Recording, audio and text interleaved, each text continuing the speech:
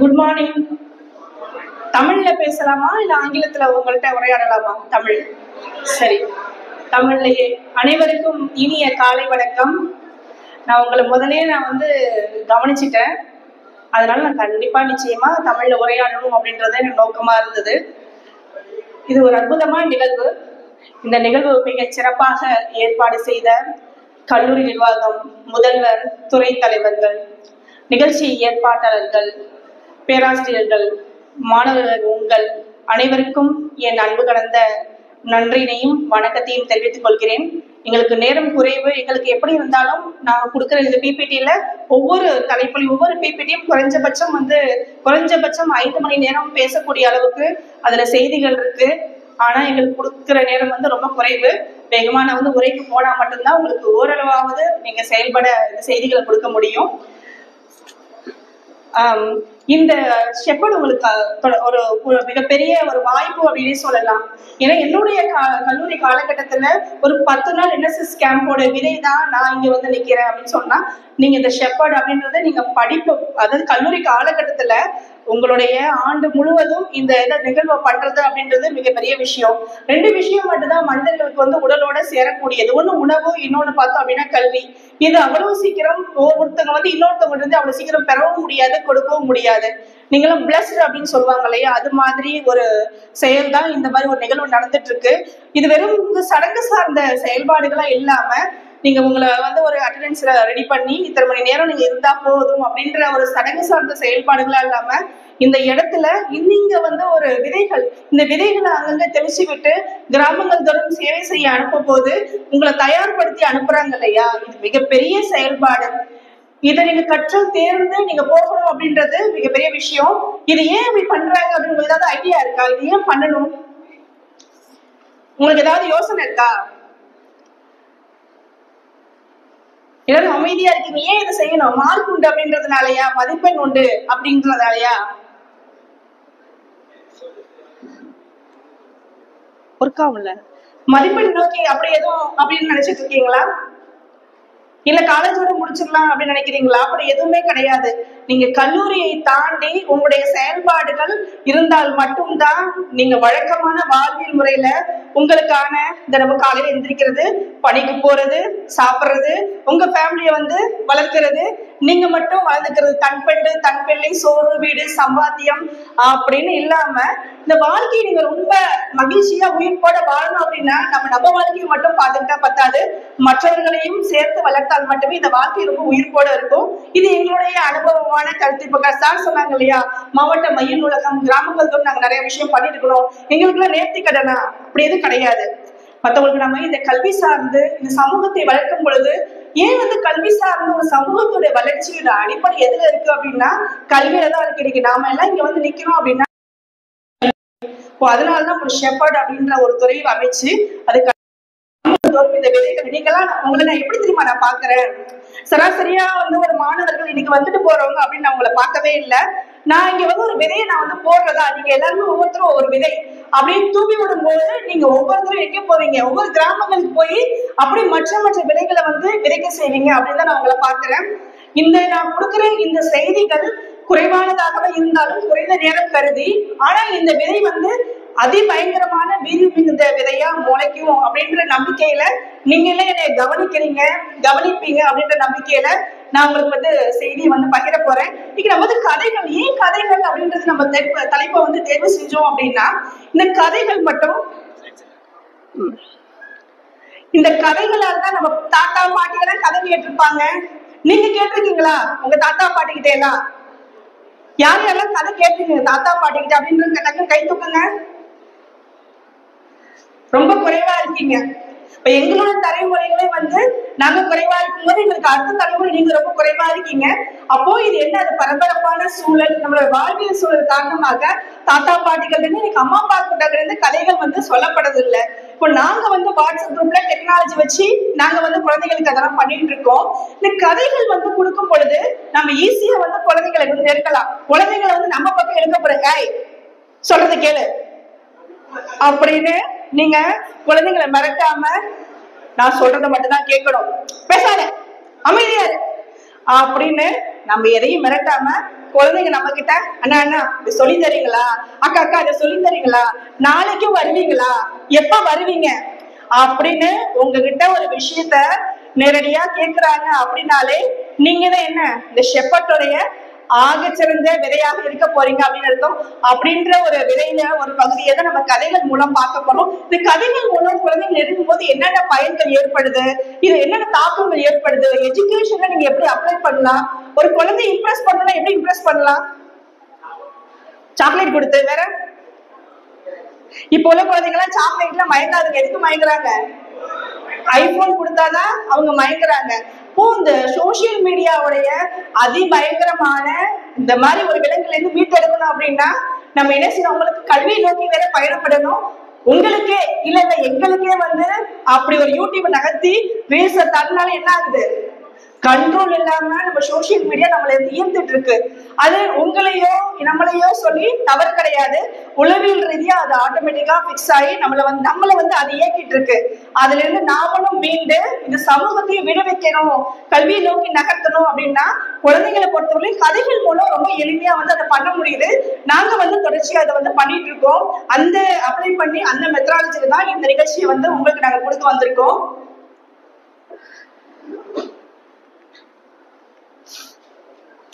கதைகள் மூலம் கல்வி எதற்குன்னு நம்ம சொன்னோம் இல்லையா, நம்ம ஏற்கனவே சொன்ன மாதிரி ஸ்டூடெண்ட்ஸ் வந்து நம்ம ஈஸியா ஈர்க்கணும் அப்படின்னா நீங்க சொன்னீங்க சாக்லேட் மூலம், இந்த கதைகள் மூலம் ரொம்ப எளிமையா வந்து ஈர்க்க முடியும்.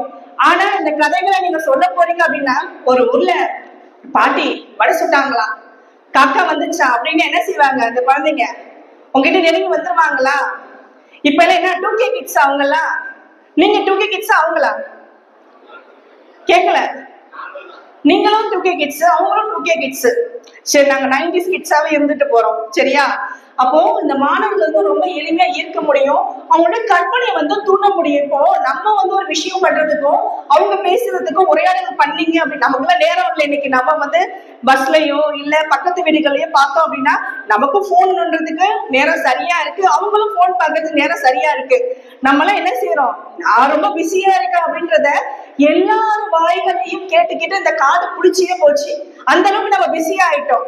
ஒரு பழமொழி ஊர்ல சொல்லுவாங்க தெரியுமா, கேள்விப்பட்டிருக்கீங்களா, நாய் ஓடிக்கிட்டே இருக்கும் அதான் வேலையே கிடையாது, நாய் ஓடிக்கிட்டே இருக்குன்ற மாதிரி நம்ம இந்த சோசியல் மீடியால நமக்கு எந்த வேலையும் கிடையாதுனாலும் இந்த போன்ல வந்து மூழ்குறதுனால நம்ம எல்லாருமே ரொம்ப பிஸியாவே வச்சிருக்கோம்.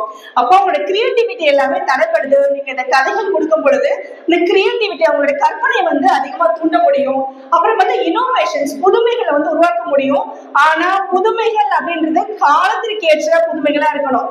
இப்ப பிரசன்ஸ்ல ஒரு புதுமையான விஷயத்த நீங்க சொல்றது எப்படி சொல்லுவீங்க மாணவர்களுக்கு? நான் மட்டும் பேசினா நிச்சயம் உங்களுக்கு தூக்கம் வரும், நிச்சயம் நான் உட்கார்ந்தாலுமே கண்டிப்பா அப்படி ஒரு சூழல் தான். நல்லா இருக்க குழுக்குள்ள காத்து வருது, அதனால நீங்களும் பேசுனீங்க அப்படின்னா ரொம்ப ஜாலியா போகும். நான் மட்டும் பேசுறேன் அப்படின்னா என்னை தாளாட்டும் பொன் ஊஞ்சல் நீ அல்லவான்னு நீங்க என்னை பார்த்து பாடுற மாதிரி ஆயிடும். அதனால நீங்களும் கேட்கறதுக்கு முடிஞ்சவரையில ஆன்சர் பண்ண பாருங்க. அப்புறம் நான் டக்குன்னு உங்களை பேசும் பொழுது கை தூக்க சொல்லலாம், எந்திரிக்க சொல்லலாம், அதுக்கெல்லாம் தயாரா இருந்துக்குங்க. யார் யாரெல்லாம் உட்கார்ந்து இருக்கீங்களோ அவங்க எல்லாம் வயசானவங்க அப்படின்ற ஒரு கேட்டகரியில வருவீங்க. நான் சொல்லல, அப்படி ஒரு கேட்டகரி நான் வகுத்திருக்கேன். இந்த இடத்துல நீங்களும் முடிவு பண்ணிக்கோங்க. வலது கை தூக்குங்க, வலது கை தூக்குங்க. ஓ இங்கிலீஷ்ல சொல்லணுமா, இங்கிலீஷ்ல பேசுறவா? ஓ இங்கிலீஷ்ல ஒண்ணு பேசுனா முழுமையா தமிழ்ல பேசணும், இல்ல ஆங்கிலத்துல பேசணும். ஆங்கிலத்திலே பேசலாமா? நம்ம பாதி பேர் ஓங்குறீங்க, சரி கீழே போடலாம். பாதி பேர் வந்து யார் யார் தூக்கலையோ அவங்க வயதான லிஸ்ட்ல நான் சொல்லல, அப்படி ஒரு கேட்டகரி இருக்கு அப்படின்னு நம்ம முடிவு பண்ணிக்கலாம். இடது கை தூக்கலாம். சரி, எல்லாரும் வந்து ஆக்டிவா இருக்கீங்க. 2K கிட்ஸ் தான். சரி, இப்ப நம்ம பார்த்தோம் அப்படின்னா அதோடைய விளைவுகளை பார்த்தோம் அப்படின்னா எஜுகேஷனை நம்ம வந்து கூடிய சீக்கிரம் கொண்டு போய் சேர்க்க முடியும். இப்ப சூழலுக்கு ஏத்த மாதிரி அவங்களுக்கு வந்து கற்பித்தலை கொடுக்கறது. இப்போ நம்ம வந்து கதைகள் சொல்றோம்னு சொல்றீங்க, என்ன மாதிரி கதைகள்லாம் போய் சொல்லலாம் அப்படின்னு பார்த்தோம் அப்படின்னா இப்போ தாய்மொழி கொடுக்குறோம். அதாவது நம்மளோட தாய்மொழி என்ன? நம்மளோட தாய்மொழி கேட்கல கேட்கல கேட்கல. நாலாவது மொழியை வச்சு உங்களுக்கு சப்ஜெக்ட்ல வச்சாதான் நீங்க தாய்மொழின்னு சொல்லுவீங்க, அப்படிதானே? நம்ம தாய்மொழி என்ன? கேட்கலையப்பா, கேட்கல. இத குட்டி பசங்க எல்லாம் இருப்பாங்க, ஒரு 50 பசங்க தான் இருப்பாங்க, 100 குழந்தைங்க தான் இருப்பாங்க அந்த ப்ரோக்ராம் பண்ணும்போது. மாசம் மாசம் அப்படியே அந்த அவ்வளவு பெரிய ஹாலை வந்து அதிரும் அந்த சவுண்டு. ஆனா நீங்க வந்து வளர்ந்த குழந்தைங்க, இன்னும் கொஞ்சம் எதிர்பார்க்கிறோம். தாய்மொழி என்ன? தமிழ் மொழி. தமிழ் மொழி தானே. அப்புறம் அடுத்த மொழி நமக்கு துணையா நம்ம என்ன மொழி பயன்படுத்துறோம்? சரி சரி, நம்ம மொழி பத்தி இப்ப நான் பேச வரல, அது வேற மாதிரி போயிட்டு இருக்கோம். அடுத்தது பார்த்தோம் அப்படின்னா, இப்ப தாய்மொழி வந்து இப்ப சொற்கள் நம்ம பயன்படுத்துறோம். சொற்கள் வந்து நீங்க கற்பிக்கிறீங்க. இப்போ வந்து ஷெப்பர்ட் மூலம் நீங்க ஒரு களத்துக்கு போறீங்க, இப்போ ஒரு சொற்களை அவங்களுக்கு அறிமுகப்படுத்துறீங்க. எப்படி எல்லாம் அறிமுகப்படுத்திருக்கீங்க இது வரையணும்? இப்ப காங்கேச்சா ஆனா அவனா அப்படின்றத எப்படி அறிமுகப்படுத்திருக்கீங்க? கா ஞா சா அப்படின்னு சொல்லி கொடுப்பீங்க. ஆ ஆ அப்படின்னு சொல்லி கொடுத்திருப்பீங்க. வேற என்ன மாதிரி புதுமைகள் நீங்க பண்ணிருக்கீங்க? யாராவது பண்ணிருக்கீங்களா? நான் வந்து உங்களுக்கு மொழியை அறிமுகப்படுத்திருக்கேன், லெட்டர்ஸ் அறிமுகப்படுத்திருக்கேன். யாரு யாரெல்லாம் பண்ணிருக்கீங்க அத? அப்ப யாரும் சொல்லி கொடுத்தது இல்லையா உங்களுக்கு? ஆனா அவனால சொல்லி கொடுக்க அவசியம் இல்லை, அப்படிதானே? பண்ணிருக்கீங்களா இல்லையா? கேட்கவே இல்லை. பண்ணிருக்கேன் அப்படின்ற கை தூக்குங்க. சரி, இல்ல உங்களுக்கு அவசியம் இல்ல, நான் வந்து அவங்களுக்கு பாடத்தை தான் சொல்லி கொடுத்திருக்கேன் அப்படின்ற கை தூக்குங்க. பாடம் தான் சொல்லி கொடுத்திருக்கேன், நான் லெட்டர்ஸ் அறிமுகப்படுத்தினது அப்படின்ற கை தூக்குங்க. இல்ல நான் சும்மா தான் அங்க போய் வேடிக்கை பார்த்துட்டு வந்தேன் அப்படின்ற கை தூக்குங்க. ரொம்ப ஹானஸ்டா 2 பேர் கை தூக்கிட்டாங்க. வேற? சரி, அப்ப என்னதான் பண்ணுவீங்க அங்க போய் பண்ணிருக்கீங்க? சரி, நாங்களாவது கதை பேசிட்டு இருந்திருக்கோம் அப்படின்னு கை தூக்குங்க. எப்படி பார்த்தாலும் கணக்கு இடிக்குது, இதுவும் பண்ணல அதுவும் பண்ணல எதுவுமே பண்ணல அப்படின்னு என்ன செஞ்சிருக்கீங்க? சும்மா போய் சரி போன் தான் நாங்க பாத்துட்டு வந்தோம்ப்பா, உட்கார்ந்து அங்க போன் தான் பார்த்தோம் அப்படின்னு கை தூக்குங்க. அப்ப அதுவும் பண்ணல, அப்ப என்ன செஞ்சிருக்கீங்க? அப்போ போகவே இல்லையா? இப்ப இதுவரை போனதே இல்லைன்றவங்க கை தூக்குங்க. சரி, போயிருக்கேன்றவங்க கை தூக்குங்க. கிராமத்துக்கு நான் போயிருக்கேன். போய் என்ன பண்ணீங்க? மாட்டீங்களா? சரி, போய் என்ன பண்ணீங்க? படம் பார்த்துட்டு வந்தீங்களா? சுத்தி பார்த்துட்டு வந்தீங்க. சரி, ரொம்ப மகிழ்ச்சி. சரி, இதுக்கப்புறம் சுத்தி பார்க்க வேணாம். நான் ஏற்கனவே சொன்ன மாதிரி உங்க மேல ரொம்ப நம்பிக்கை வச்சுதான் நான் ஃபாதர் கிட்ட கேட்டேன். இவங்க எல்லாமே வந்து ரொம்ப மிகப்பெரிய விதைகள், நான் எல்லா கிராமத்துக்கும் போக முடியாது, அதனால இவங்க உங்க மூலம் வந்து நான் சொல்லிக் கொடுக்குற விஷயங்கள் கண்டிப்பா கிராமத்தோட வந்து ஸ்ப்ரெட் ஆகும் அப்படின்றத என்னோட நோக்கமே. இப்ப தாய்மொழி கொடுக்கும் போது லெட்டர்ஸ் அறிமுகப்படுத்துறீங்க இல்லையா, அதை நீங்க வந்து என்ன செய்யலாம் அப்படின்னா, உங்களுக்கு காவை பார்க்கும்போது எப்படி தோணும்? கேன்ற எழுத்த பார்க்கும்போது உங்களுக்கு எப்படி தோணும்? எப்படி தோணும்? இல்ல உங்களுக்கு இமேஜின் இருக்கு, குழந்தைங்க. அப்ப குழந்தைங்க உங்களுக்கு இமேஜின் இல்ல அப்படின்னா நீங்க என்ன செய்யலாம் அப்படின்னா, குழந்தைங்கள்ட்ட இந்த எழுத பார்த்தா உனக்கு எப்படி தோணுது? ஏன்னா ஒவ்வொருத்தருக்கும் ஒவ்வொரு மாதிரி தோணும் இல்லையா? அப்போ உங்களுக்கு இப்போ ஒருத்தர் வந்து உட்கார்ந்து இருக்கிற மாதிரி இருக்கு, சமணம் கொட்டி உட்கார்ந்து இருக்கிற மாதிரி ஒரு குழந்தை சொல்லும். ஒரு குழந்தை கேட்கும் போது ஒரு குழந்தை அப்படிதான் சொன்னுச்சு. இப்ப ஞாபகம் பார்க்கும்போது உங்களுக்கு எப்படி தோணும்? ஞான்ற எழுத்து எப்படி தோணும்? உங்க கற்பனையில தான் சொல்றேன். ஒருத்தர் வந்து வளைஞ்சி குனிஞ்சி இருக்கிற மாதிரி, அப்போ ஒருத்தர் வந்து கால் மடக்கி உட்கார்ந்து இருக்காரு, சமணம் கொட்டி உட்கார்ந்து இருக்காரு, ஒருத்தர் வந்து குனிஞ்சி இருக்காரு. இப்படின்னு சொல்லி உங்க கற்பனைக்கும் குழந்தையோட கற்பனைக்கும் நீங்க கனெக்ட் பண்ணி கதைகள் மூலம் இந்த எழுத்துக்களை வந்து அவங்களுக்கு அறிமுகப்படுத்தலாம். ஏன்னா நீங்க வந்து களத்துக்கு போகும் பொழுது, களம் நான் சொல்றது கிராமங்கள், நீங்க இப்ப ஃபீல்டு ஒர்க் போகும் பொழுது இப்போ நிறைய விதமான எல்லா தரப்பட்ட குழந்தைகளையும் நீங்க சந்திப்பீங்க. அப்போ இது மாதிரி வந்து நீங்க சொற்களை அறிமுகப்படுத்தலாம். அதுக்கப்புறம் பார்த்தா யார் யாருக்கெல்லாம் இலக்கணம் தெரியும்? யார் யாருக்கெல்லாம் இலக்கணம், தமிழ் இலக்கணம் யார் யாருக்கெல்லாம் தெரியும்? கை தூக்குங்க.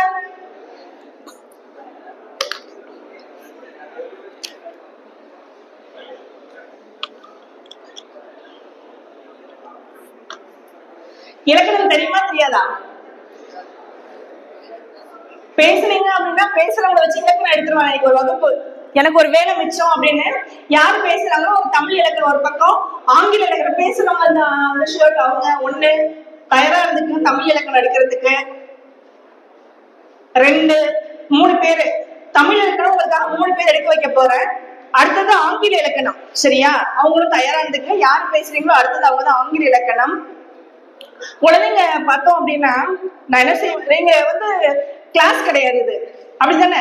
கிளாஸ் ரூம் இல்ல, நீங்க ரொம்ப ரிலாக்ஸா உட்காந்துருக்கலாம். முதல்ல நாங்க அந்த குழந்தைங்களுக்கு சொல்லும் போது, நான் இது கிளாஸ் கிடையாது, நீங்க ஸ்கூல் லீவுடா, நம்புங்க, ரொம்ப ரிலாக்ஸா உட்காருங்க அப்படின்னு சொல்லுவோம். அந்த அட்மாஸ்பியரை உருவாக்குறதுக்கு சில பசங்க படுத்துருவானுங்க, சில பசங்க கால் நீட்டி உட்காந்துருப்பாங்க, சில பேர் வந்து கையில தலையில வச்சு இப்படி பாத்துருவானுங்க, இப்படி உட்காந்துருப்பானுங்க. நான் மிஸ் கிடையாது, மேம் கிடையாது, நீங்க அத்தையும் கூப்பிடலாங்க அப்படின்னா போதும். அசால்ட்டா அத்தை வீட்டுல கூட உட்கார மாட்டானுங்க. என்னோட செஷன்ல அப்படியே கால் நீட்டி போட்டு அப்புறம் உட்காந்துருப்பானுங்க. பசிக்கு இருந்தா போய் ஸ்நாக்ஸ் சாப்பிட்டுக்கலாங்கன்னு சொன்னா போதும், எனக்கு சுண்டல் வேணும், எனக்கு அந்த முறுக்கு வேணும், எல்லா அல்ட்ராசிட்டியும் பண்ணுவானுங்க. நீங்க அது மாதிரிலாம் பண்ண மாட்டீங்கன்னு நம்பி சொல்லி கொஞ்சம் ரிலாக்ஸா உட்காந்துக்கலாம். ரொம்ப இறுக்கமா இருக்க வேண்டிய அவசியம் இல்லை. நீங்க புதுசா ஒரு விஷயத்த கத்துக்கிறீங்க. இன்னொன்னு, இந்த சொசைட்டிக்கான ஒரு விதையை வந்து கொடுக்க போறீங்க, தெரிஞ்சுக்கிட்டு கொடுக்க போறீங்க. ஏதோ கடமைக்கு இந்த தடவை போயிட்டு வந்திருக்கலாம், தெரிஞ்சுக்கிட்டு கொடுக்க போறீங்க. அதனால கொஞ்சம் நிமிர்ந்து உட்காரலாமா? நிமிர்ந்து 2 கைகளையும் தூக்கலாமா? 2 கை உள்ளவங்க 2 கை தூக்கலாமா? 2 கையும் நல்லா மேல. ரொம்ப அழகா இருக்கு. எனக்கு சொல்லுவாங்கல்ல அந்த காமெடிக்கு, தூக்கி நிப்பாட்ட போறியா அப்படின்வாங்கல்ல. உண்மையிலே நான் உங்க எல்லாரையும் இந்த சமூகத்துக்கான, நீங்க தான் உண்மையிலே இந்த சமூகத்தை தூக்கி நிறுத்த போறீங்க. ரொம்ப மகிழ்ச்சி, கீழே போடுங்க. ரொம்ப மகிழ்ச்சியா இருக்கு. நீங்க இதெல்லாம் செய்யும் போது நான் உங்களை வந்து சமூகத்துல எதிர்காலமா தான் நான் உங்களை பாக்குறேன். வெறும் மாணவர்களா, ஷெப்பர்டா, சராசரி ஒரு சின்ன பசங்களா அப்படின்னு என்னோட வயது குறைந்த குழந்தைகளாகவும் பசங்களாவும் நான் பார்க்கல. நீங்க தான் இந்த சமூகத்துறை எதிர்காலம். அதுக்கப்புறம் பார்த்தோம் அப்படின்னா, இந்த ஆங்கில மொழி எப்படி எல்லாம் கற்பிக்கலாம் அப்படின்னு பார்த்தோம் அப்படின்னா, நமக்கு ஏற்கனவே இங்கிலீஷ் ரொம்ப அமோகமா வரும், தமிழ் அதை விட தள்ளாடிட்டு வரும். 3வது கொடுத்தாங்க அப்படின்னா அவ்வளவுதான், ஊத்திக்கும். அப்படிதானே? இப்போ நம்மளுடைய மொழி கற்பித்தல்ல ரொம்ப ரொம்ப நம்ம கவனம் செலுத்தணும். ஏதாவது ஒரு மொழியை நம்ம தெளிவா கத்துக்கணும் அப்படின்றதுதான் இந்த சமூகத்துடைய மிகப்பெரிய வரையறையா இருக்கு. இப்ப ஆங்கில மொழி அப்படிங்கும் போது நம்மளுடைய மதர் டங் கிடையாது, அதனால நிறைய சிரமம் இருக்கு. ஏன்னா நம்ம வீட்டுல என்ன செய்யறோம், தமிழ்ல தான் பேசுறோம். இப்போ சமூகத்திலயும் நம்ம வந்து தமிழ் சார்ந்த ஏங்கிட்டு இருக்கோம். இப்போ நம்மளுடைய இயல்புலையே நம்ம ஜீன்ல என்ன ஊறி இருக்கு, நம்மளோட நாடி நரம்புல என்ன ஊறி இருக்கு, என்ன மொழி ஊறி இருக்கு? கேட்கல? தமிழ் மொழி. நம்முடைய தாய்மொழி தான் வந்து நம்ம அம்மாவுடைய ரத்தம், நம்மளோட அம்மாவுடைய பாசம், அன்பு, குணநலங்கள், இது எல்லாம் எப்படி இருக்கோ அதே மாதிரிதான் நம்ம மொழி அப்படின்றது ஊறி இருக்கு. இப்போ ஆங்கில மொழி கற்பித்தல பார்த்தோம் அப்படின்னா, கிராமத்துக்கு நீங்க போவீங்க அப்படின்னா நிறைய சிரமங்கள் இருக்கும் அந்த குழந்தைகளுக்கு. அது தவறு கிடையாது. அப்போ மிகப்பெரிய பொறுப்பு யாருக்கு இருக்கு? யாருக்கு இருக்கு? உங்களுக்கு நிச்சயம் இருக்கு. ஏன்னா இந்த வாய்ப்புகள் எல்லா காலேஜ்லயும் சார் சொன்னாங்க, அப்பதான் கேட்டேன், இது எல்லா கல்லூரிகளிலும் இருக்கா? தமிழ்நாட்டுல எத்தனையோ கல்லூரிகள் இருக்கு, திருச்சிக்குள்ள எத்தனையோ கல்லூரிகள் இருக்கு. இப்ப எல்லா கல்லூரிகளுக்கும் இல்லாத வாய்ப்பு உங்களை அனுப்புறாங்க இல்லையா? இது மிகப்பெரிய அனுபவம். உங்களுக்கு நாங்க இன்னைக்கு பிரசன்ஸ்ல இருக்கும் போது உங்களுக்கு இதோட வேல்யூ புரியுதா என்னன்னு தெரியல. நீங்க இந்த காலேஜ் விட்டு வெளியில போகும் பொழுது, இந்த அப்ளை பண்ணும் பொழுது, நாங்களாம் என்ன டீச்சர் ஆக போறோம், எங்களுக்கு எதுக்கு டீச்சிங் மெத்தடாலஜி நடத்திட்டு இருக்கீங்கன்னு கூட தோணலாம். இப்போ நாங்க எல்லாருமே, எனக்கு கூட வந்து ஒர்க் பண்றவங்க எல்லாருமே டீச்சர்ஸாவோ டீச்சிங் மெத்தடாலஜி படிச்சாங்களாவோ அப்படி கிடையாது. நிறைய பேர் ஐடில இருக்காங்க, இன்ஜினியரிங் துறையில இருக்காங்க. எல்லாருமே இன்னைக்கு கல்வி சார்ந்த களத்துல நாங்க வேலை செஞ்சுட்டு இருக்கோம். இப்போ சமூகத்துல வந்து நம்ம பெற்றோர் திருப்பி கொடுக்கணும் இல்லையா? இப்போ எங்களுக்கு சொசைட்டில இருந்து நிறைய விஷயங்கள் கிடைச்சிருக்கும், நிறைய நாலேஜ் கிடைச்சிருக்கும். அதை திருப்பி களத்துல நம்ம கொடுக்க போகும்போது அதுக்கு நம்ம டீச்சரா தான் இருக்குன்ற அவசியம் இல்லை. நீங்க உங்க பணி சூழல்ல மாதம் 2 முறை லீவ் போட்டு இந்த சமூகத்துக்காக இந்த ஷெப்பர்ட்ல கத்துக்கிட்ட விஷயங்களை நிச்சயம் கொடுக்கலாம். அது அந்த நோக்கத்தின் அடிப்படையில் தான் நாங்க வந்து ஃபாதர்ட்ட கேட்டோம். இப்ப பார்த்தோம் அப்படின்னா, ஆங்கில மொழிகள் கொடுக்கும் பொழுது, இப்ப கதை சொல்றீங்கல்ல, கதை சொல்லும் பொழுது இப்ப உதாரணமா வந்து கவுக்கு என்ன ஆங்கிலத்துல, தமிழ்ல கவு, பசு. அப்ப கொய்யாப்பழம், கோவா. இப்போ இந்த 2 சொற்களையும் சேர்த்து நீங்க கதைகள் உருவாக்கலாம். இப்போ வந்து மங்கியும் குரங்கும் வந்து நண்பர்களா? அப்போ நான் வந்து முன்கூட்டியே சொல்லணும், நான் சொல்றேன் 2 நண்பர்கள், இவங்க தமிழ் மங்கி, இது வந்து ஆங்கில மங்கி, இங்கிலீஷ்ல உள்ளது அப்படின்னு சொல்லி இந்த மாதிரி கிரியேட்டிவா உங்களுக்கு பிரசன்ஸ் இருக்கும். இப்ப நான் சொல்றதை விட நீங்க நல்லா யோசிப்பீங்க. அதை தாண்டி இந்த ஸ்டூடெண்ட்ஸ் இருக்காங்க இல்லையா, உங்கள்கிட்ட கத்துக்கிறாங்க இல்லையா, அவங்க ரொம்ப வந்து அழகா யோசிப்பாங்க. அந்த மாதிரி வார்த்தைகளை வந்து கற்றுக் கொடுக்கலாம், அது எப்படி உச்சரிக்கலாம் அப்படின்றது கற்றுக் கொடுக்கலாம். சில குழந்தைங்க தப்பா உச்சரிப்பாங்க. அப்ப என்ன செய்யலாம் அப்படின்னா, அந்த இடத்துல நீங்க என்ன செய்வீங்க, டே என்ன இவ்வளவு தப்பா சொல்றேன், அறிவு இருக்கா உனக்கு, இது கூட தெரியாது அப்படின்னு ரியாக்ட் பண்ணலாமா? நல்லா இருக்குமா? அது எப்படி சொல்லலாம்? என்ன ரியாக்ட் பண்ணுவீங்க? ஒருத்தன் தப்பா சொல்லிட்டு என்ன ரியாக்ட் பண்ணுவீங்க? அதை நீங்க என்ன செய்யலாம்னா சேர்ந்து சிரிச்சுக்கிட்டு அதே ஜோக்க திருப்பி திருப்பி அதை ஜோக் ஆக்கி இப்ப மங்கின்னு நம்ம சொல்லி கொடுக்குறோம் அப்படின்னா என்ன செய்ய பசங்க வந்து மங்கு அடுத்த மங்கு என்ன இதை வந்து மங்கு அப்படின்றான். அப்ப என்ன செய்வீங்க? சிரிச்சுக்கிட்டே டேய் மங்கிய போய் மங்குன்னு சொன்னியே அப்படின்னு சொல்லி அந்த வார்த்தைகளை நிறைய நகைச்சுவையாக்கி ரிப்பீட்டடா நீங்க கதைகளை உருவாக்கி அப்படி கொடுத்தீங்க அப்படின்னா ஆங்கில மொழியை வந்து அவங்க ஈஸியா உச்சரிப்பாங்க. இப்ப உதாரணமா வந்து உங்களுக்கு ஆங்கில மொழி தெரிஞ்சது, வார்த்தைகளை அறிமுகப்படுத்திட்டீங்க. இப்ப கண்டினியூவா சென்டென்ஸா பேசுறதுக்கு அறிமுகப்படுத்தணும். அதுக்கு ஏதாவது ஐடியா நீங்க வச்சிருக்கீங்களா? ஏன்னா உங்கள்கிட்ட நானும் கத்துக்கலாம்னு நினைக்கிறேன். என்ன எப்படி இருக்கு? என்ன ஐடியா வச்சிருக்கீங்க? இப்போ வேர்ட்ஸ் அதாவது பேசுறதுக்கு சின்ன சின்ன வார்த்தைகளை கம்யூனிகேட் பண்ண நீங்க சொல்லி கொடுக்கணும். அதுக்கு என்ன பண்ணலாம்னு ஐடியா இருக்கு ஆங்கில மொழியில? நீங்க ஏதாவது பண்ணிருக்கீங்களா? அதே மாதிரி நான் ஆங்கில மொழி இப்படி கத்து கொடுத்துருக்க அப்படின்றவங்க யாராவது இருக்கீங்களா? கை தூக்குங்க. ஏன்னா புது மெத்தட்ல நான் வந்து ஹேண்டில் பண்ணிருக்கேன் ஆங்கில மொழிய. பின்னாடி ஒருத்தவங்க கை தூக்குறாங்க, தலைய சுரியறதுக்கா, அது எதுக்குன்னு தெரியல எனக்கு. சரி, மகிழ்ச்சி. இப்போ உங்களுக்கு புது வார்த்தைகளை கொடுக்குறீங்க அப்படின்னா சின்ன சின்ன வார்த்தைகள், இப்போ நீங்க 4வது படிக்கிற குழந்தைய வந்து சந்திக்கிறீங்களா, 3வது படிக்கிற குழந்தைய சந்திக்கிறீங்களா, 5ஆம் வகுப்பு படிக்கிற குழந்தைய சந்திக்கிறீங்களா அப்படின்றத நீங்க முதல்ல முடிவு பண்ணிக்கணும். எந்த வயசு ஸ்டூடெண்ட்டை நீங்க சந்திக்கிறீங்க அப்படின்றத முடிவு பண்ணிட்டு அதற்கு தகுந்த மாதிரி நீங்க கம்யூனிகேஷன் வேர்ட்ஸ், குட்டி குட்டியா வேர்ட்ஸை வந்து நீங்க அறிமுகப்படுத்துற. இல்ல எனக்கு தெரியாது அப்படின்னா உங்க கையில இருக்கு, இன்னைக்கு கூகுள் குரு இருக்கு இல்லையா, ChatGPT இருக்கு, எளிமையா அதன் மூலம் சின்ன சின்ன வார்த்தைகளை வந்து ஆங்கில மூலம் உச்சரிப்புகளை வந்து நீங்க அறிமுகப்படுத்தலாம். அதுக்கப்புறம் பார்த்தோம் அப்படின்னா இப்ப மேத்தமேட்டிக்ஸ் கொடுக்கறத வந்து எப்படி கதையா கொடுக்கலாம் ஏதாவது ஐடியா இருக்கா உங்களுக்கு? யார் மேக்ஸ் கணிதத்துறை யார் இருக்கீங்க இங்க? கணிதம் மேக்ஸ் இல்ல போட சொல்ல மாட்டேன், கை தூக்குங்க தைரியமா. யாருமே மேக்ஸ் இல்லையா? சரி, ஆங்கிலத்துறை, தமிழ் துறை, பிசிக்ஸ், கெமிஸ்ட்ரி, கம்ப்யூட்டர் சயின்ஸ், அப்ப என்ன துறைதான்? பிகாம். ஓ, அதுக்கு தான் இப்படி முடிச்சுட்டு இருந்தீங்களா? சரி சரி, கீழே போடுது. நான் தப்பா நினைச்சிட்டேன். நீங்க வழக்கம் போல உட்கார்ந்து இருக்கிற மாதிரி நான் கேட்கணும் அப்படின்னு. பிகாம் வந்து ரொம்ப அதிகமா இருக்கீங்க. சரி, அப்போ பிகாம் ஆல்மோஸ்ட் வந்து நீங்க கணிதத்தை வந்து ஈஸியா கொடுத்துருவீங்க, அப்படித்தானே?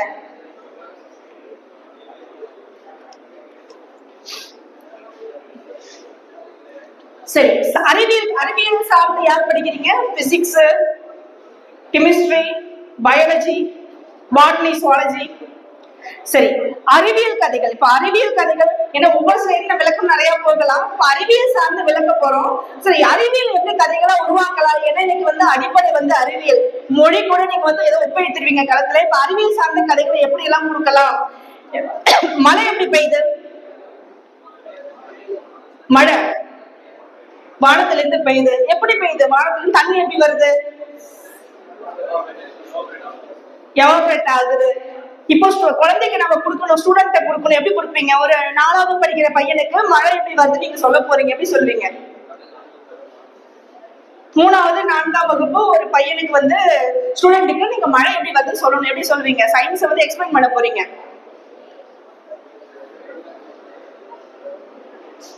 ஏதோ ஐடியா இருக்கா? சரி, அந்த ஐடியா இது வந்து நான் சின்ன ஒரே ஒரு துளி தான் நான் சொல்றேன். அதுக்கப்புறம் நீங்க வந்து உங்க கிரியேட்டிவிட்டியில வந்து நீங்க உருவாக்கிங்க. இப்போ உதாரணமா ஒரு 3ஆம் வகுப்பு, 4ஆம் வகுப்பு, 5ஆம் வகுப்பு குழந்தைகளுக்கு என்ன மாதிரி கதைகள்லாம் ரொம்ப பிடிக்கும்? என்ன மாதிரி விஷயங்களை வச்சு உங்களுக்கு கதைகளை வச்சு கொடுத்தா ரொம்ப பிடிக்கும்? விலங்குகள், பறவைகள், காடு, பூ, செடி. இப்போ நீங்க எல்லாம் வந்து குழந்தைங்க, அப்படி இமேஜின் பண்ணிக்கங்க. நீங்க ஒரு 3ஆம் வகுப்பு, 4ஆம் வகுப்பு குழந்தைங்க. இப்ப வழக்கமா வந்து குழந்தைகளுக்கு நாங்க ஒரு குரூப் வச்சிருக்கோம். அந்த கதையை வந்து சொல்றதுக்கு ஆரம்பிக்கிறதுக்கு முன்னாடி நான் எப்படி சொல்றேன் அப்படின்னா ஸ்டார்ட் பண்ணோம்னா, வணக்கம் தங்க குழந்தைகளே, நான் உங்கள் கார்த்திகா கவின்குமாரத்தை. நாம இன்னைக்கு கேட்க போற கதை இந்த அறிவியல் கதைகளை பத்தி தான் நாம இன்னைக்கு கேட்க போறோம். கதைக்குள்ள போகலாமா? வாங்க. காட்டுல சோறு மழை பெஞ்சுது. வயல்கள் எல்லாம் வேகமா அதோட வீட்டுக்குள்ள போய் ஓடி ஒளிஞ்சுக்கிட்டு, அதுக்கப்புறம் கரடி மலைக்குள்ள வர்றதுக்கு ரொம்ப பயந்தது. இந்த பக்கம் யானை ஒரே உதச்சுன்னு பாருங்க, சர்ன்னு கீழே வந்து விழுந்தது. இதுக்கு இடையில மயில் கிட்ட வந்து ஒரு விலங்கு, ஒரு மைனா வச்சுக்கோ. மைனா கேட்டது, மயில் மயில இந்த மழை எப்படி வருது அப்படின்னு கேட்டுச்சு. உடனே அதுக்கு மயில் சொல்லுச்சு, வா உடனே நான் அழைச்சிட்டு போறேன் அப்படின்னு சொல்லி அதை முடிச்சு அழைச்சிட்டு போனது. நான் மழை எப்படி வருதுன்னு கேட்டா நீ என்ன இப்படி சொல்ற, வா வா சொல்றேன்னு சொல்லி ஒரு அடுப்பை பத்த வச்சது. அடுப்பை பத்த வச்சு அது மேல பாத்திரத்தை வச்சது. பாத்திரத்துல தண்ணி ஊத்துருச்சு. தண்ணி ஊத்திட்டு மேல மூடி போட்டது. இந்த நெருப்பு ஆவியாயி அந்த மூடி மேல பட்டு என்ன ஆகும், நீராவி வரும் இல்லையா, இப்படிதான் மழை பெய்யுது அப்படின்ற கான்செப்ட் அது சொல்லுது. இப்ப உங்களுக்கு அது புரியுதா என்ன சொல்லுது அப்படின்னா, நான் என்ன மழை எப்படி வருதுன்னு கேட்டா நீ என்ன எப்படி சொல்ற, அடுப்பு பத்த வைக்கிற, ஆமா இந்த நெருப்பு இருக்கு இல்லையா அதுதான் சூரியன், இந்த நீராவி இருக்கு இல்லையா இதுதான் இந்த பூமியில உள்ள குளம், குட்டை, ஏரி, கடல் பகுதியில உள்ள நீர்நிலைகள், இதுல இருந்து ஆவியாயி இதுதான் வந்து மழையா பெய்யுது. இப்ப புரியுதா அப்படின்றத அது எக்ஸ்பிளைன் பண்ணுது. அதுக்கப்புறம் பார்த்தோம் அப்படின்னா எனக்கு ஒரு சீட்டு கொடுத்தாங்க. அந்த சீட்ல என்னோட ஸ்லைடு இன்னும் எத்தனை தெரியுமா இருக்கு, இன்னும் நான் ஆரம்பிக்கவே இல்லை, அதுக்குள்ள டைம் ஆயிடுச்சுன்னு சொல்லி ஒரு சீட்டு கொடுத்துருக்காங்க. சரியா? அதுக்கப்புறம் பார்த்தா இது வந்து உங்களுக்கு ஐஎஸ் பத்தி நான் கொடுக்கணும்னு நினைச்சேன் முக்கியமா. அதுக்கப்புறம் பார்த்தோம் அப்படின்னா குழந்தைங்களுக்கு முக்கியமா வாய்ஸ் மாடுலேஷன் வந்து ரொம்ப ரொம்ப முக்கியம். குழந்தைங்களை வந்து ரொம்ப நான் ஈஸியா எல்லா குழந்தைக்கும் எனக்கு பிடிக்கும். திருச்சியில எனக்கு ஒரு ஃபேன்ஸ் கூட்டமே இருக்காங்க எல்லா ஸ்கூல்லையும். என் முகம் அப்படின்றது அறிமுகம் இல்லை, இந்த குரலுக்காக வந்து ஃபேன்ஸ் கூட்டம் உண்டு. அப்படி என்ன அப்படின்னா இப்போ நான் கதைகள் சொல்லும் பொழுது அப்படின்னு ஒரு யானை கத்திக்கிட்டே வந்தது, சிங்கம் அங்கிருந்து வந்தது, புலி அதுகிட்ட வணக்கம் சிங்கராஜா எப்படி இருக்கீங்க அப்படின்னு கேட்டது. இப்ப நான் புலி பத்தி புலி குரலோட பேசுறேன் இல்லையா, அப்ப சிங்கத்தை நான் வந்து பேசுறேன். நல்லா இருக்க, நீ எப்படி இருக்க, நல்லா இருக்கு சிங்கராஜா. அங்க இருந்து நிறைய இப்ப வருது, அதாவது புலி வந்து பரிசு கொடுக்குது, எங்களுடைய மன்னர் உங்களுக்கு பரிசு கொடுக்க சொன்னார், நன்றி நன்றி அப்படின்னு சொல்லி இப்ப வந்து சிங்கம் பரிசு வாங்குது. நரி வந்து சொல்லுது, சிங்கராஜா எங்கேயாவது பழம் சாப்பிடுவாரா, பழத்தை போய் பரிசா கொடுக்குறீங்க அப்படின்னு நரியோட வாய்ஸ் மாடுலேஷன் வந்து இப்படி இருக்கு. அப்போ ஒவ்வொரு விலங்குகளுக்கும் குழந்தைங்க என்ன செய்வாங்க அப்படின்னா, இப்ப என்னோட குழந்தைங்களுக்கு நான் கதை சொல்லும் பொழுது சின்ன வாய்ஸ் மாடுலேஷன் தவறுச்சு அப்படின்னா நீங்க அம்மா மாதிரியே பேசுறீங்க, சிங்கம் மாதிரியே இல்லை அப்படின்ற மாதிரி அவங்க சொல்லிடுறாங்க. குழந்தைகளும் அப்படின்னா குழந்தைங்க நீங்க அப்ரோச் பண்ணும்போது இந்த வாய்ஸ் மாடுலேஷனை வந்து பயன்படுத்துறீங்க. இது விலங்குகளுக்காக மட்டும் இல்ல, ஒவ்வொரு சப்ஜெக்டும் நீங்க நடத்தும் பொழுது பேசும் பொழுது இயல்பாவே முதல்ல நீங்க ஈஸியா வந்து குரல் மாத்தி முதல்ல வந்து நாம வந்து முதல்ல குழந்தையா மாறணும். சொல்றாங்க இல்லையா குழந்தைமை நெருங்குதல்ட்டு, குழந்தைங்க நம்ம கிட்ட வரக்கூடாது, நாம வந்து குழந்தைங்களை அப்படியே ஈர்க்கணும். அப்படிங்கும் போது குரல்களை வந்து பயன்படுத்தி ரொம்ப அழகா ஈர்க்கலாம். குழந்தைகள்கிட்ட பேசும் பொழுது ரொம்ப ரொம்ப கவனமா பேசணும். என்ன அப்படின்னா அவங்க தன்னம்பிக்கை வந்து எதையுமே சிறவே கூடாது. இப்போ நிறைய குழந்தைங்க ஊனமுற்றதா இருப்பாங்க, அவங்கள்ட்ட போய் வந்து ஒரு ஊர்ல ஒரு நொண்டி காக்கா இருந்துச்சா, முட்டாள் சிங்கம் இருந்ததா, குருட்டு கழுதை இருந்துச்சு அப்படின்ற வார்த்தைகள் வந்து பயன்படுத்தவே கூடாது. ரொம்ப கான்சியஸா, ஏன்னா நீங்க வந்து விதைகள், நீங்க சமூகத்துக்கு போகும்பொழுது அந்த மாதிரி கதைகளையோ அந்த மாதிரி வார்த்தைகளோ பயன்படுத்துறீங்க அப்படின்னா குழந்தைங்க வந்து ரொம்ப அவங்களுடைய வளர்ச்சி வந்து ரொம்ப பாதிச்சிடும், உளவியல் கூறு ரொம்ப வந்து பாதிச்சிடும். அப்புறம் பார்த்தா பேய் கதைகள், நமக்கெல்லாம் பேய் கதைகள் சொல்லியிருப்பாங்க, ஆனா நிறைய பேருக்கு வந்து அந்த பயம் இருக்கும். எனக்குமே அந்த பயம் வந்து இன்னைக்கு கூட பேய் இல்லைன்றது தெரியுமே தவிர அந்த பயம் வந்து இன்னைக்கு கூட எனக்கு அது உண்டு. சோ செல்ஃப் கான்பிடன்ஸ் அப்படின்றது நிறைய இடங்கள்ல உடைக்கப்படுறது எங்க இருந்துன்னா சிறு வயதில் சொல்லப்படுகின்ற பேய் கதைகளால் தான் உடைக்கப்படுது அப்படின்னு சொல்லி உளவியல் சொல்லுது. சோ அந்த மாதிரி கதைகள்லாம் நீங்க குழந்தைகளுக்கு அறிமுகப்படுத்திடவே கூடாது. அப்புறம் பார்த்தா அறிவியல் தன்மையற்ற கதை, இப்ப நான் மழை எப்படி பெய்ஞ்சதுன்னு சொன்னேன் இல்லையா, அது அறிவியல் காரணத்துல சொல்லுமே தவிர மேலேருந்து வந்துச்சு, பேய் வந்து தண்ணி ஊத்துனுச்சு, இந்த மாதிரி எந்த அறிவியல் தன்மை இல்லாத விஷயங்கள் எவ்வளவு தெரியும். மழை பெய்யறதுக்கு நிறைய காரணங்கள் சொல்லுவாங்க, கதைகள் சொல்லுவாங்க. இப்ப ஆக்சுவல் ஸ்டேட்மெண்ட் எதை பேசினாலும் நீங்க அறிவியல் தன்மையோட மட்டும்தான் குழந்தைகள்கிட்ட பேசணும். ஏன்னா உங்களுக்கு அடுத்த தலைமுறை அவங்கதான், அவங்க அந்த சமூகத்தை காக்க போறவங்க. அடுத்தது பார்த்தோம் அப்படின்னா மனித குலத்தோட வளர்ச்சிகள் பத்தி, இயற்கை பத்தி நம்ம நிறைய குழந்தைகிட்ட நம்ம வந்து பேசணும்.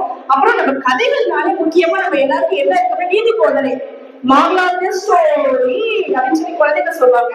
அது தேவையே இல்லை, மாறல் இருக்கணும், அது துருத்திக்கிட்டு இல்லாம கதைகளுக்குள்ள வந்து அவங்களுக்கு கலந்து வர்ற மாதிரி இந்த மாதிரி இருந்ததுன்னா ரொம்ப சத்துதான் இருக்கும். நம்ம ஏற்கனவே சொன்ன மாதிரி முட்டாள், பைத்தியக்காரன், இந்த மாதிரி மெஷர்மெண்ட், இந்த உலகத்துல பிறந்த எல்லா மனித உயிர்களும் ரொம்ப அறிவானவர்கள், யாரும் இங்க முட்டாள் அப்படின்லாம் கிடையாது.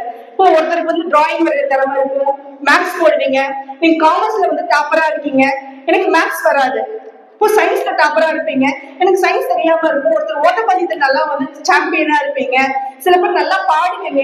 அப்ப அவங்களுக்கு திறமை இல்ல, எஜுகேஷன் மட்டும் இல்ல, அவங்க திறமை இல்லாதவங்க அப்படின்னு நம்ம சொல்லிட முடியுமா? அப்படிலாம் கிடையாது. இப்ப வந்து இந்த கல்லூரி அப்படிங்கும் போது கல்வின்ற அளவீடு ஒவ்வொரு இடத்துல இப்ப நான் இருக்கேன் அப்படின்னா என்னுடைய துறை தான் பெருசு, எழுத்துத்துறை தான் பெருசு, நான் பெரிய ஆளு அப்படி எதுவுமே கிடையாது. ஒவ்வொரு குழந்தைக்கும் ஒவ்வொரு திறமைகளுக்கும் நம்ம முக்கியத்துவம் கொடுக்கணும். முட்டாள், நீ படிக்கவே தெரியல, நீ எல்லாம், ஏன்னா அவனுக்கு ஒரு திறமை இருக்கும். அதை முடிஞ்ச வரையிலும் நீங்க அதை கண்டுபிடிச்சீங்க அப்படின்னா ஒரு ஆகச்சிறந்த சமூகத்துல ஒரு குழந்தை வந்து மேல கொண்டு வர முடியும். அதுக்கப்புறம் பார்த்தோம் அப்படின்னா நம்ம எப்படி சொன்ன மாதிரி மீனை பிடிச்சிட்டு தரையில ஓடுன்னு சொன்னா ஓட முடியுமா? இதே குதிரையை கொண்டு போய் தரையில நீந்த விட்டா ஓடுன்னு சொன்னா ஓட முடியுமா? போட்டி போட முடியாது. ஒவ்வொருத்தருக்கும் இண்டிவிஜுவாலிட்டி இருக்கும். எந்த ஒரு குழந்தைக்கும் கதைகள் சொல்லும் பொழுது இப்ப உதாரணமா வந்து இவன் வந்து நல்லா படிச்சான், அதனால வேலைக்கு போனான், வாழ்க்கையில ஜெயிச்சா, இவன் நல்லா வந்து நகை போட்டிருந்தான், அதனால ஒரு பணக்காரன், இவன் பைக்ல வந்தான், கார்ல வந்தான் அப்படின்னு சொல்லி ஒரு போலியான செயற்கைத்தனமான விஷயங்களை குழந்தைங்களை திரிச்சிங்க கதைகள்ல கொண்டு வந்துட்டீங்க அப்படின்னா அவங்களுடைய அடிப்படை உளவியல் கூறு பாதிக்கப்படும். எதை நோக்கி இருக்குன்னா முழுக்க முழுக்க அறிவியல் சார்ந்தும் பகிர்ந்து பார்க்கக்கூடியதாக இருக்க வேண்டும். அப்ப நம்ம எத்தனையோ பார்த்துக்கோ இல்லையா, இந்த சோட்டா பீம், சக்திமான், இந்த கேரக்டர்ஸ், இதை வந்து குழந்தைகளை நெருங்கலான ஒரு சின்ன புரிதலை நீங்க போய் சொல்லலாம். சோட்டா பீம் வந்து லட்டு சாப்பிட்டதுனால பெரிய பலமாயிட்டான். உங்களுக்கு தெரியும் லட்டுன்றது வந்து ரொம்ப சத்தான உணவு அது கிடையாது. அப்போ நிறைய வந்து ஒய் சுகர் கலக்குறாங்க, கெமிக்கல்ஸ் கலக்குறாங்க. இப்போ இந்த மாதிரி விஷயங்கள் நீங்க குழந்தைங்களுக்கு போய் சேர்க்கும் பொழுது குழந்தைங்களை நெருங்கணுன்ற ஆர்வத்துல நீங்க கதைகள் சொல்றேன்னு முன்னாடி பாத்தீங்க அப்படின்னா என்னுடைய காலத்துல இருந்து சக்திமான்ற ஒரு கதாபாத்திரம் ரொம்ப ஃபேமஸா இருந்தது. இப்ப நிறைய குழந்தைங்க கையை தூக்கிட்டு மாடியில இருந்து கீழே விழுந்து சக்திமான் காப்பாத்துவாரு அப்படின்றது. அந்த மாதிரி இல்ல கற்பிதங்கள் மூலம் நீங்க சயின்ஸோ தமிழையோ கிரியேட் பண்ணி சொன்னீங்க அப்படின்னா குழந்தைகளுடைய பாதிப்பு ரொம்ப அதிக வீரியமா இருக்கும். அதுக்கப்புறம் பார்த்தா முக்கியமா குழந்தைகளை பேசும் பொழுது அந்த எந்த சூழலுக்கு நீங்க போறீங்களோ, இப்ப கிராமத்துக்கு போறீங்க அப்படின்னா அவங்களுக்கு யாருக்கும் ஆங்கிலம் தெரியாது, இப்ப நீங்க வேற மொழி பேசினாலும் தெரியாது. அப்போ அந்த சூழலுக்கு முடிஞ்ச வரையும் அவங்க அன்றாடம் புழங்கக்கூடிய வார்த்தைகளை பயன்படுத்தி அதன் மூலம் நீங்க கல்விகளையோ கதைகளையோ எடுத்து கூறினீங்க அப்படின்னா அது ரொம்ப அவங்ககிட்ட வந்து போய் சேரும். நிச்சயமா எனக்கு நேரம் ரொம்ப முடிஞ்சு, நான் வந்து அதிகமா எடுத்துட்டு இருக்கேன், எல்லாரையும் முறைச்சிட்டு இருக்காங்க. அடுத்த தலைமுறைக்கு இருக்கிற விதைகளை வந்து நீங்க விதைத்துக் கொண்டே எனக்கு அப்புறம் நீங்க செல்வீங்க அப்படின்னு நான் நம்புறேன். உங்களுக்கு அடுத்தது வந்து முதல்வர், கல்லூரி முதல்வர் சிவகுமார் சார் என்னை விட அதிக பணிகள் செஞ்சிட்டு இருக்காரு. அவங்க வந்து அடுத்தது உங்களுக்காக பேச வராங்க. நான் என்னோட மைண்ட் வாய்ஸ் என்ன தெரியுமா, என்னைய சொன்னீங்கல்ல பேசாம இருந்தீங்கல்ல இப்ப சிக்கினீங்க அப்படின்றவங்க என் மைண்ட் வாய்ஸ். அடுத்தது இந்த வாய்ப்பிற்கு நன்றி பாராட்டி விடைபெறுகின்றேன். நன்றி, வணக்கம்.